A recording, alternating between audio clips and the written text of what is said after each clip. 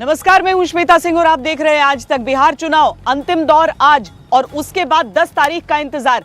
हालांकि उससे पहले हम ये भी कहेंगे कि 5 बजे शाम से हमारे चैनल पर आज तक पर आप पूरा एग्जिट पोल भी देख सकते हैं।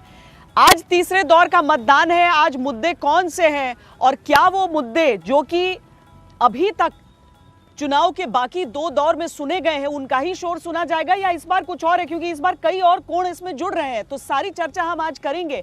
हमारे साथ मेरे सहयोगी सुजीत झा रहेंगे पूरी इस चर्चा के दौरान। इसके साथ ही शमी अहमद जी वरिष्ठ पत्रकार हैं, अजय कुमार जी वरिष्ठ पत्रकार हैं, दोनों हमारे साथ इस पूरी चर्चा में जुड़े रहेंगे। हमारे तमाम संवाददाता भी अलग अलग इलाकों में जहां पर आज चुनाव होने हैं वहां पर हमारे साथ जुड़े रहेंगे। लेकिन आज की जो वोटिंग, सुजीत जी आपके हिसाब से जल्दी जल्दी इसी के साथ मैं शुरुआत कर लूंगी कि आपके हिसाब से सबसे बड़ा हाईलाइट आज जिस क्षेत्र में चुनाव हो रहा है वो क्या?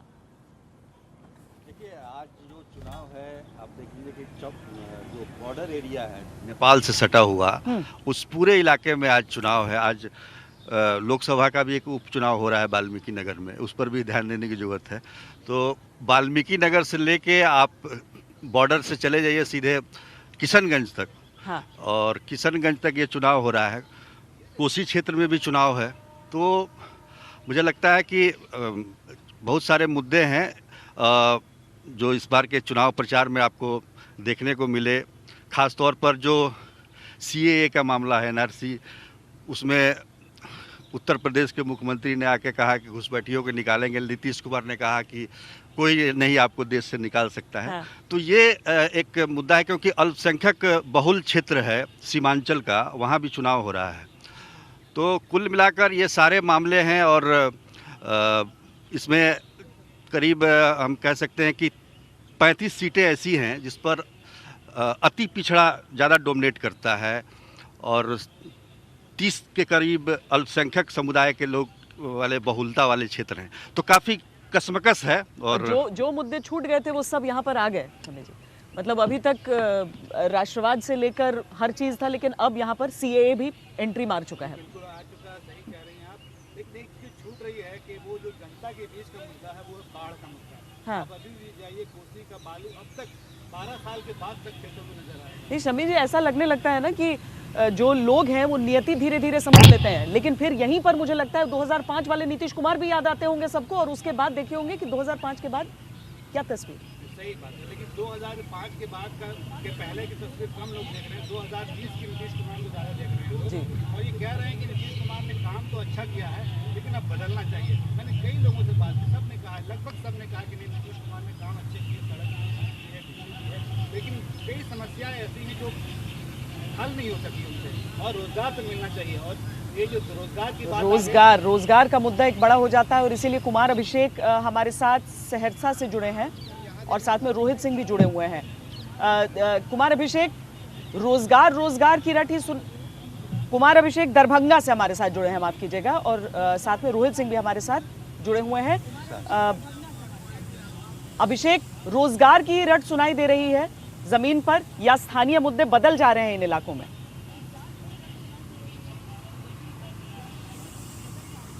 देखिए श्वेता, मैं दरभंगा में हूं और ये शायद ये कई सालों के बाद या दशकों के बाद मुझे लगता है ऐसा पहला चुनाव है जब ये मुद्दे रोजगार जैसे विषय पर हो रहे हैं। बेरोजगारी, नौकरी ऐसे मुद्दे हैं जो स्थानीय मुद्दे हैं, वो तो हैं ही, लेकिन बड़े मुद्दे के तौर पर इस बार कहीं ना कहीं एक एजेंडे के तौर पर ये रोजगार, बेरोजगारी ऐसे मुद्दे फिट हो रहे हैं। हम इस वक्त आपको थोड़ी तस्वीर भी दिखा दें। ये जिला स्कूल है दरभंगा का और अब लोगों का पहुंचना जारी है वोटिंग के लिए, क्योंकि अब वोटिंग का वक्त शुरू हो चुका है और आप देखिए लोगों की कतारें भी शुरू हो गई हैं और जो कोविड प्रोटोकॉल है वो भी हमें दिखाई दे रहा है। बड़ा सवाल यह है कि इस बार तेजस्वी यादव ने बिल्कुल अपनी लाइन से वो डिगे नहीं हैं। जो उन्होंने लाइन खींची अपनी राजनीति के लिए कि इस बार क्या मुद्दे होंगे, रोजगार, बेरोजगारी, एक कलम से 10 लाख नौकरी, ऐसी बातें वो लगातार करते रहे। भले ही जंगल राज की याद दिलाई गई हो पूरे चुनाव के दौरान, लेकिन मुझे नहीं लगता कि तेजस्वी यादव ने कहीं प्रधानमंत्री मोदी को अटैक किया है या फिर वो सीएए, एनआरसी या फिर ध्रुवीकरण वाले मुद्दे में कहीं वो फंसे हैं। तो कुल मिलाकर चुनावी एजेंडा सेट करने का ये पूरा का पूरा चुनाव था और मुझे लगता है कि इस पूरे चुनाव में नए तरीके से मतदाताओं पर के मंचों से सीधे तौर पर प्रधानमंत्री नरेंद्र मोदी पर कोई कटाक्ष सुनाई नहीं देता है। रोहित सिंह सहरसा से हमारे साथ हैं, चूंकि शायद सब ये भी महसूस करते हैं कि कहीं पर वो एक कॉमन वोटर की बात आ जाती है। जो लोकसभा चुनावों में तो मोदी के नाम पर वोट डाल देती है, लेकिन जो विधानसभा के चुनाव है उसमें कुछ बदलाव चाहती है। रोहित, क्या इस चीज को यहाँ पर आप महसूस कर रहे हैं? क्या तस्वीर आपको वहां सहरसा की दिख रही है?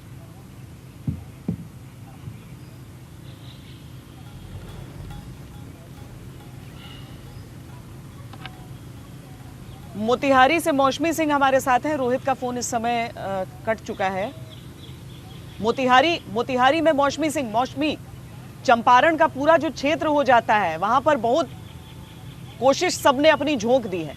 वहां पर मैं पहुंची थी जब राजनाथ सिंह अपनी रैली करने के लिए वहां पर जनसभा करने के लिए पहुंचे थे। लोग ऐसा नहीं है कि रैलियों में आ रहे हैं तो सिर्फ सामने वाले नेता को सुनने के लिए आ रहे हैं, लोगों ने मुद्दों को लेकर मन बनाया हुआ है। मौसमी,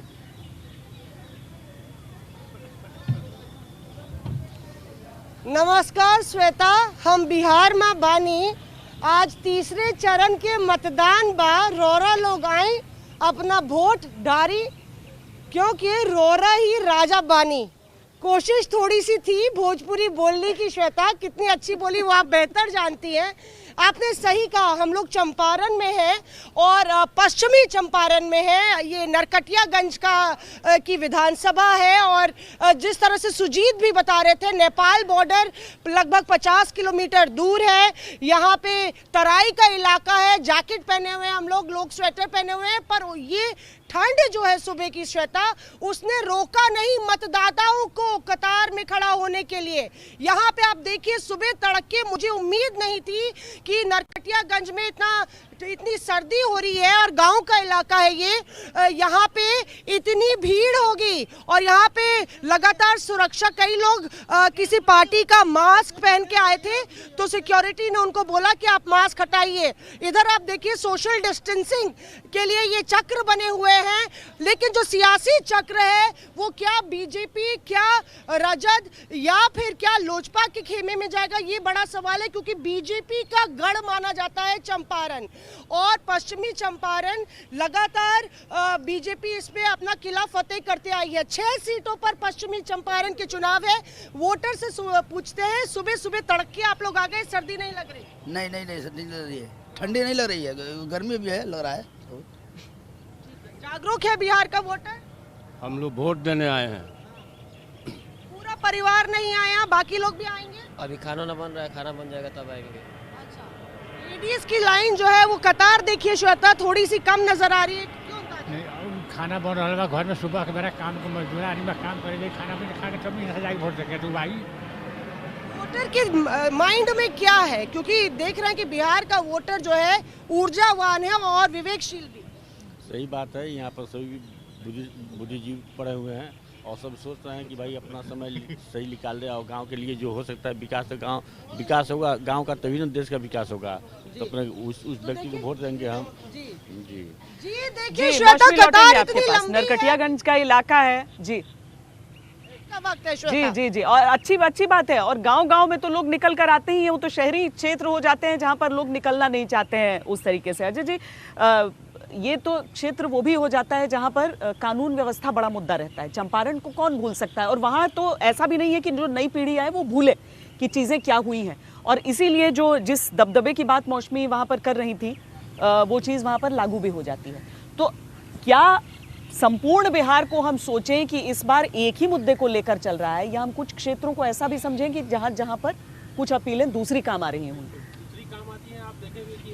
माइक थोड़ा पास कर लीजिए। हाँ। मुद्दे हो जाते हैं वो कहीं ना कहीं प्रत्याशियों के जीत एक पैमाना भी बनते हैं। हाँ। और ऐसे आप देखेंगे कि जो भी उस इलाके में सीमांचल या कोसी में पिछड़ेपन का एक सवाल है, लेकिन जहाँ तक वोटिंग पैटर्न की बात है, आप इसको देखेंगे तो सबसे ज़्यादा हमको लगता है कि पिछले विधानसभा चुनाव में 60+ से ज़्यादा वोटिंग परसेंटेज था। तो इस हिसाब से देखें तो वहाँ के पॉलिटिकल चेतना के स्तर पर लोगों की जागरूकता कहीं ज़्यादा है, आप बाकी बिहार की तुलना में बात करें तो। ऐसे आज के इलेक्शन में आप देखेंगे कि हाजीपुर का, वैशाली का भी इलाका है, बज्जिका का इलाका, कोसी सीमांचल और मिथिलांचल, ये सारे इलाके कहीं ना कहीं एक बड़े दायरे में बिहार को रिफ्लेक्ट कर रहे हैं आज के चुनाव में। जी अमरनाथ तिवारी जी भी हमारे साथ आ गए हैं। जो जितने मुद्दे की हम बात कर रहे हैं, जितने विस्तृत बृहद क्षेत्र की आज बात कर रहे हैं जहां पर आज चुनाव चल रहा है, बिहार को हम सचमुच में मान सकते हैं कि एक मुद्दा यहां पर तुरुप का इक्का साबित हो जाएगा, या लोग क्षेत्र के हिसाब से सोच रहे हैं, या फिर वही बरसों पुरानी सिर्फ जाति की बात हो रही है जिसके आधार पर पार्टियां भी बढ़ जाती हैं। देखिए श्वेता जी, इस बार जाति की कोई चर्चा नहीं हो रही है। हाँ। इस चुनाव में पहली बार बिहार के चुनाव में एटलीस्ट नेशनल मीडिया में हम लोग ये कास्ट कैलकुलेशन और कास्ट कॉम्पोजिशन पर स्टोरी नहीं कर रहे हैं। स्टोरी हो रही है कि मुद्दे क्या हैं, और तेजस्वी यादव इस बार पहली बार बिहार का कोई ऐसा नेता है जो कास्ट, जो प्रोफाइल है उनके पिताजी का जो भी रहा, उससे बाहर निकल के एक बेरोजगारी का इशू और जॉब का इशू लेके सामने आया है। तो चर्चा इस पर हो रही है। अजय जी ठीक बता रहे थे कि कोसी और जो सीमांचल का एरिया है वो बैकवर्ड एरिया, 54% लिटरेसी रेट है वहाँ, बिहार का 64% है। तो बैकवर्ड एरिया है, लेकिन बैकवर्ड एरिया होने के बावजूद भी वहाँ लोग निकल के वोट देने इसलिए आते हैं कि वहाँ पोलराइजेशन होता है।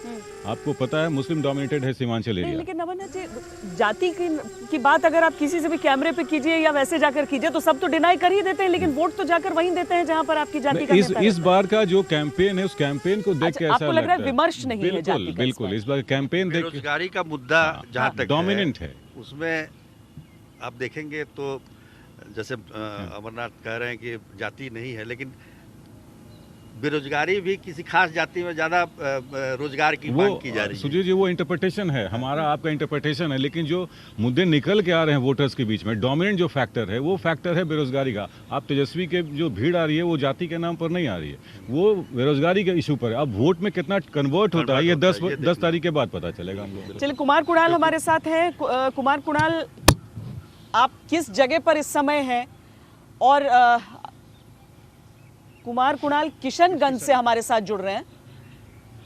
किशनगंज के क्षेत्र को पूरी चर्चा में, भले ही अभी जैसा हम यहाँ पर चर्चा कर रहे थे कि जातियों की बात नहीं हो रही है, लेकिन किशनगंज को लेकर एक क्षेत्र ऐसा हो जाता है जहां पर कम से कम उस कम्युनल पॉलिटिक्स की बात हो जाती है, उस पोलराइजेशन की बात हो जाती है, उस ओवैसी फैक्टर की बात हो जाती है।